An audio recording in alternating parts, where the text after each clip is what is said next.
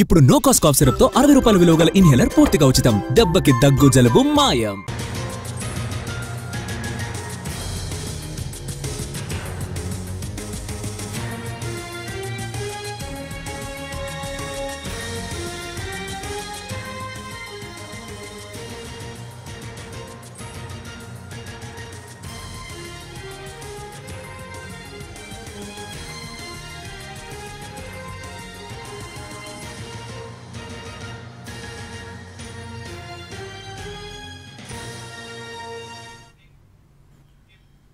Bihar assembly ఎన్నికల polling ప్రారంభమైంది. సాయంత్రం 5 గంటల వరకు పోలింగ్ జరుగుతుంది. పోలింగ్కు కట్టుదిట్టమైన ఏర్పాట్లు చేశారు.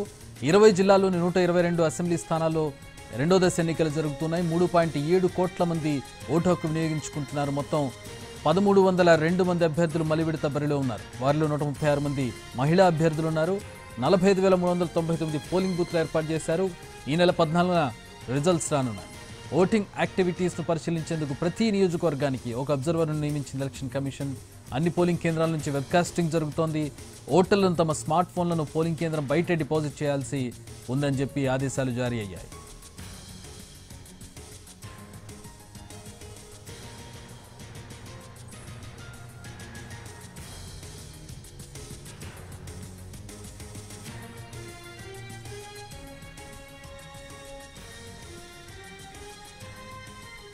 బీహార్లో కూడా రెండో దశ పోలింగ్ ప్రారంభమైంది. ఈరోజు సాయంత్రం 5 గంటల వరకు పోలింగ్ జరుగుతుంది. 20 జిల్లాల్లోని 122 అసెంబ్లీ స్థానాల్లో ఎన్నికలు జరుగుతున్నాయి. 3.7 కోట్ల మంది ఈసారి ఓటు హక్కు వినియోగించుకుంటున్నారు. మొత్తం 1302 మంది అభ్యర్థులు ఈ మలి విడత బరిలో ఉన్నారు. వారిలో 136 మంది మహిళా అభ్యర్థులు. 45,399 పోలింగ్ బూత్లు ఏర్పాటు చేశారు. ఓటింగ్ యాక్టివిటీస్ను పరిశీలించేందుకు ప్రతి నియోజకవర్గానికి ఒక అబ్జర్వర్ను నియమించింది ఎలక్షన్ కమిషన్. ఓటర్లను తమ స్మార్ట్ ఫోన్లు బయటే డిపాజిట్ చేసి రావాల్సిందిగా ఎన్నికల సంఘం ఆదేశించింది. బీహార్లో ఉన్నటువంటి కీలకమైనటువంటి ప్రాంతాలు, నేపాల్ సరిహద్దుల్లో ఉన్నటువంటి నియోజకవర్గాల్లో పోలింగ్ జరుగుతుండడంతో కాస్త సున్నితమైన ప్రాంతాలు ఎక్కువగా ఉన్నాయి. సెన్సిటివ్ ఏరియాస్ కొంచెం ఎక్కువగా ఉన్నాయి. ఇక్కడ కట్టుదిట్టమైన భద్రత ఏర్పాటు చేశారు. గతం కంటే కూడా భద్రత సిబ్బందిని కూడా పెంచారు.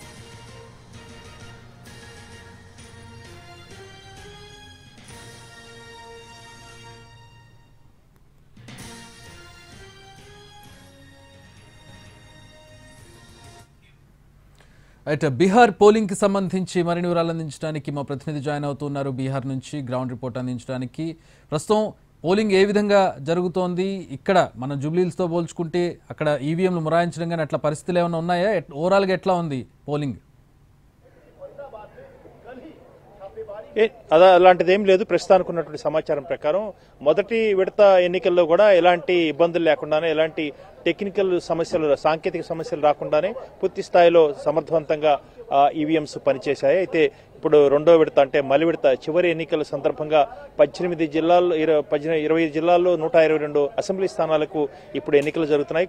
కొద్ది నిమిషాల క్రితమే సరిగ్గా 7 గంటలకు ప్రారంభమైంది ఈ ఓటింగ్ ప్రక్రియ. అదేవిధంగా అంతకుముందు ఒక అరగంట పాటు మాక్ పోలింగ్ కూడా చేయడం జరిగింది. వాటిని కూడా పూర్తిగా తొలగించిన తర్వాత యథావిధిగా 7 గంటలకు పోలింగ్ ప్రారంభమైంది. ప్రధానంగా 4 లక్షల మంది భద్రతా బలగాలను ఈ ఎన్నికల కోసం మోహరింపు చేయడం జరిగింది. అదేవిధంగా దాదాపు 1302 మంది సభ్యులు అంటే అభ్యర్థులు ఎన్నికలో ఉన్నారు.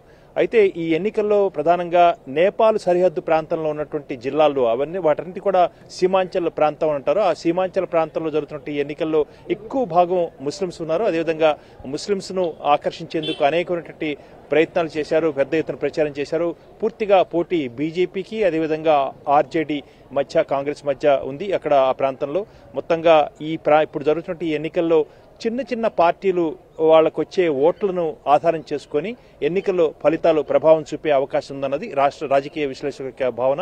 ఆ మేరకు చిన్న చిన్న పార్టీలు పెద్ద ఎత్తున కనుక ఓట్లు గెలుచుకుంటే ఆ ఓట్లు ఏ పార్టీ నుంచి వచ్చాయి, ఏ పార్టీలకు సాంప్రదాయంగా వాళ్ళు ఓటర్లుగా ఉన్నారు, ఆ ఓటర్లను ఏ రకంగా ఆకర్షించగలిగారన్న ఆధారం చేసుకుని ఎన్నికల ఫలితాలు ఉండబోతున్నాయన్న అంశాన్ని చెప్తున్నారు. పెద్ద ఎత్తున ఈ బీహార్ ఎన్నికల్లో వచ్చే ఫలితాలు దేశవ్యాప్తంగా రానున్నటువంటి అనేక రాష్ట్రాల్లో ఎన్నికలపై కూడా తీవ్ర ప్రభావం చూపించే అవకాశం ఉంది. ప్రధానంగా ఈ ప్రాంతంలో గతంలో 2020లో ఆర్జేడీ, జేడీయూ అదేవిధంగా బీజేపీలు 2 పార్టీలు కలిసి దాదాపు 60 స్థానాల్లో విజయం సాధించగా, అదేవిధంగా ఇండియా కూటమి అదేవిధంగా మహాగఠబంధన్ కూటమి 45 స్థానాల్లో గెలుచుకుంది. అదేవిధంగా 2015 ఎన్నికల్లో మాత్రం ఆర్జేడీ, జేడీయూ, కాంగ్రెస్ పార్టీ, వామపక్షాలు కలిసి దాదాపు 122 స్థానాల్లో 80 స్థానాల పైగా విజయం సాధించింది. కాబట్టి అనేక సమీకరణలు మారుతున్నాయి, చిన్న చిన్న పార్టీల ప్రభావం కూడా చూపించబోతున్నాయి. కాబట్టి ఎన్నికల ఫలితాలు ఏ రకంగా ఉంటున్నది చాలా ఆశ్చర్యకరంగా కూడా ఉండే అవకాశం ఉన్నట్టు తెలుస్తుంది.